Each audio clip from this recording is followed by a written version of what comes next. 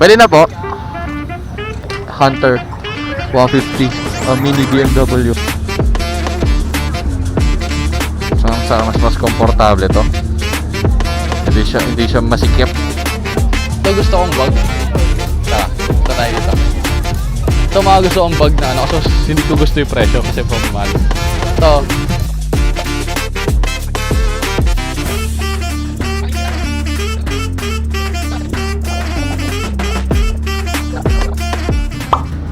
Ito ang gagamitin natin. Ang una natin ito-test ride ang FKM Ranger Hunter 150, mini BMW. So ayan yung ano niya. Mataas rin. Pwede na po. So ayan, meron siyang packet. Meron siyang bracket. Ganda. Ayan, unang mataas rin. Oo nga, no, mataas yung ano. Okay, ganda ng ano niya, panel niya. So good.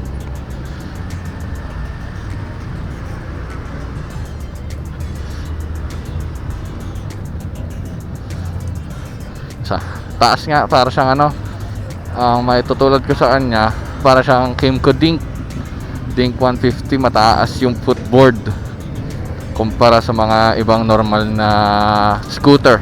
Kasi tingin ko talaga, ito pwede siya mailalim, magkaroon ng tangke sa ilalim. Pero yun nga, hindi nila ginawa. Siyempre, iba pa rin eh. Hindi naman talaga to parang Kymco or ano. Pero yun nga, ito lang yung nakasama sa ano nila. Mataas, parang hindi naman masama, hindi naman siya compliment, hindi naman siya masama.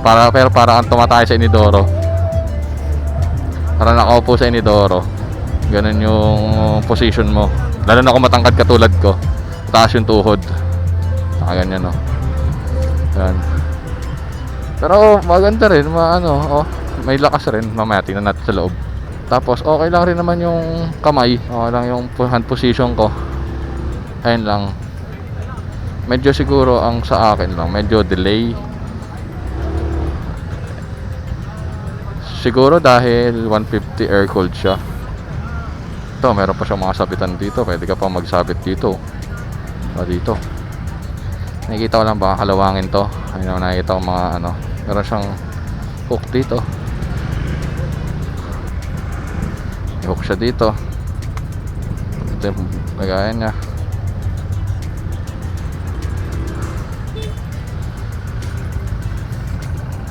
Tapos meron siyang USB rin dito. Ang gusto ko lang sana maging USB nito is parang kay ano, kay Ranger. Mamaya titignan natin si Ranger. Tapos ayan, parehas na Ranger. kasi double disc brake na to eh. Harap likod disc brake. Tigas rin, no? Tapos ito yung hazard niya, tama. Ilaw doon, ilaw dito, hazard parehas. Taas talaga ng footboard.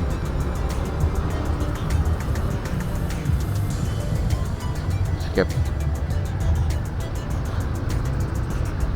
Taas ng footboard, di ko alam kung tatama yung tuhod ko. Parang muntik-muntik malapit na eh. Tingnan natin.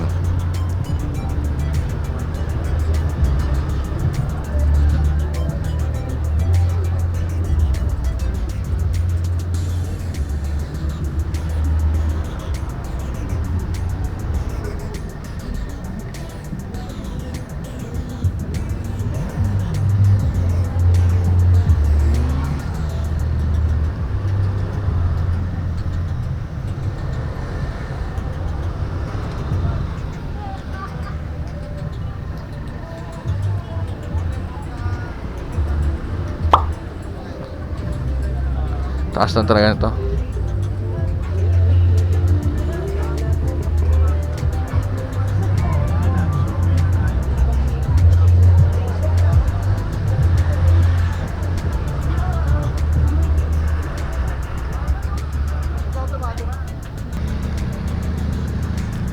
Lakas rin eh.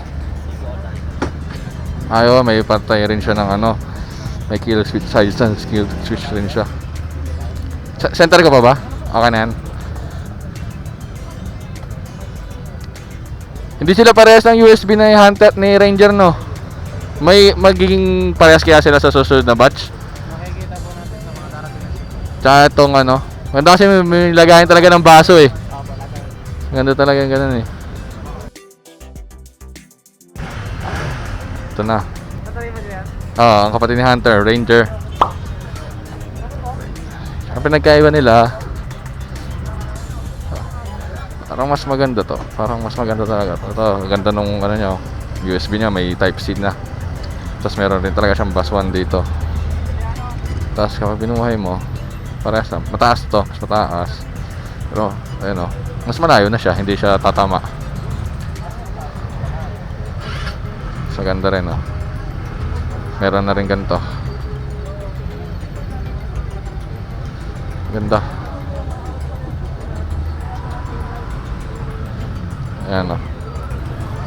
Let's go.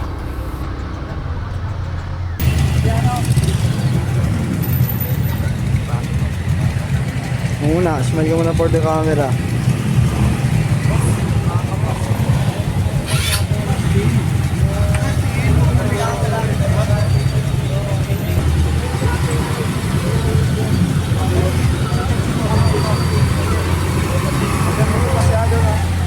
So, mas komportable to.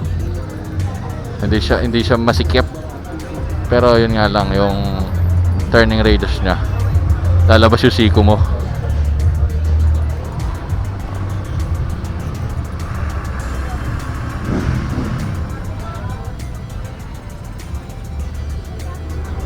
Parang may alog pero baka sa unit lang.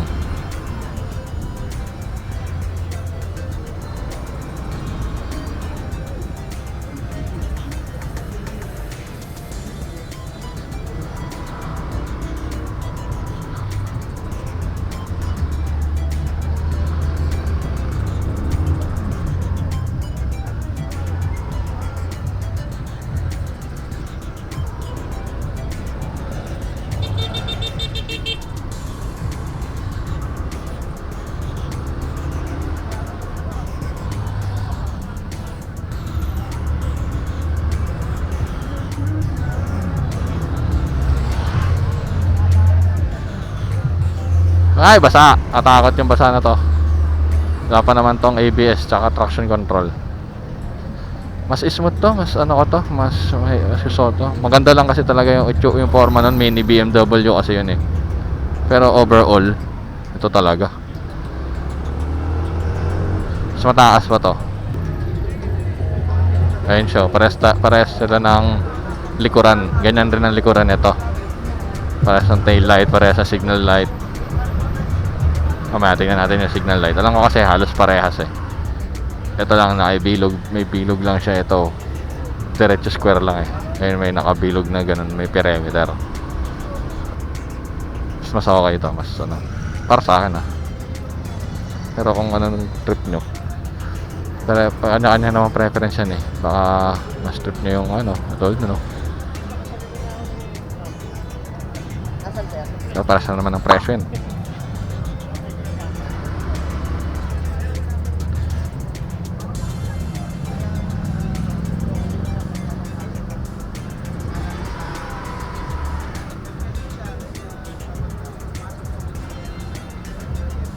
Kasi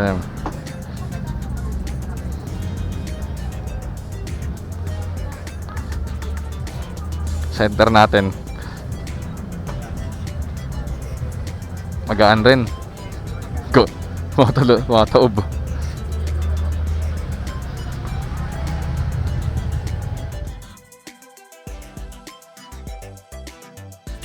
With my personal opinion and my personal experience dito sa FKM Hunter 150 at FKM Ranger 150, i-compare natin sila. Based sa preference ko, mas gusto ko yung muka ni Hunter 150, yung pagiging mini BMW niya. Kasi sobrang kakaiba niya. Aesthetically, ang ganda niya. Pero ayun nga, nasa preference pa rin yan. Ang downside lang para sa akin, dahil ako ay 6-footer, yung footboard na mataas, dagdag mo yung binti kong mahaba, eh parang tatama na rin dun sa handlebar niya kapag lumiliko ako. Nagmumukha siyang cramp, nagmumukha siyang masikip. Pero unlike dun kay Ranger 150 na naka parang bent or parang BMX type yung kanyang handlebars. So, mas tumaas yung kamay mo, mas tumaas yung position ng hands mo, mas hindi siya tumatama sa tuhod. Kung ikaw ay nasa same height katulad ko, 6 footer, 5'11", 5'10", or pataas pa. Pero kung kayo naman ay nasa normal na average size ng Pinoy, tingin ko negligible na yon. Pwede nyo nang pagpilian kung anong mas gusto nyo dun. Ako leaning talaga ako sa Hunter 150 sa aesthetic. Pero sa ergonomics, Ranger 150. Tapos ang gusto ko lang na sana mailagay sa Hunter 150 ay yung bottle holder at yung USB Type-C ni Ranger 150. Sana sa next batch maging parehas na talaga sila. Kasi same lang naman talaga rin sila ng power, ng specs, ng features. Pero yun nga, kung malagay lang sana yung yung USB and cup holder ni Ranger 150 kay Hunter, parang mas lalo ako mahihirapang mamili, 'di ba? Mas maganda na kasi parehas. Parang perfect na parehas. And yung ibang reklamo ng iba na wala daw cover yung gas tank sa ilalim ni Hunter is parang malaking factor rin yun kung ayun yung pipiliin nyo or what, 'di ba? Para sa akin, nasa opinion pa rin ng tao, nasa perspective pa rin ng tao nyo kung ano yung gusto nyong kunin. Pero para sa akin, kung ako bibili, Hunter 150 ako. Tapos papalitan ko na lang lahat ng kaya ko palitan para mailagay yung mga gusto ko sa Ranger. Ayun lang. At sana may nagustuhan nyo tong video na to.